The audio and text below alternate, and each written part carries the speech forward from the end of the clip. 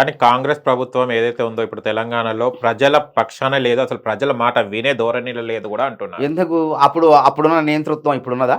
ఇలా ప్రగతి భవన్ ఒకప్పుడు ఒక గడి అంటారు దాన్ని. గడిని మనం ఎప్పుడైనా చూసినావా? దగ్గర కూడా పోయే పరిస్థితులు, పోలీసు బందోబస్తు. ఇప్పుడు ప్రతి ఒక్కళ్ళు పోయి పిటిషన్లు ఇస్తున్నారు. అక్కడ అందులో ఉన్న బట్టి గారిని కలుస్తున్నారు, సీతక్కను కలుస్తున్నారు. అదే విధంగా ధర్నా చౌక్ మనం గుర్తుంది, మేము ఎన్నోసార్లు ధర్నా చౌక్ ని లేకుండా ఎత్తేసి ధర్నాలు చేయొద్దని చెప్పి ఆ విధంగా చేసినావా? ధర్నా చౌక్ తెరిపించారు.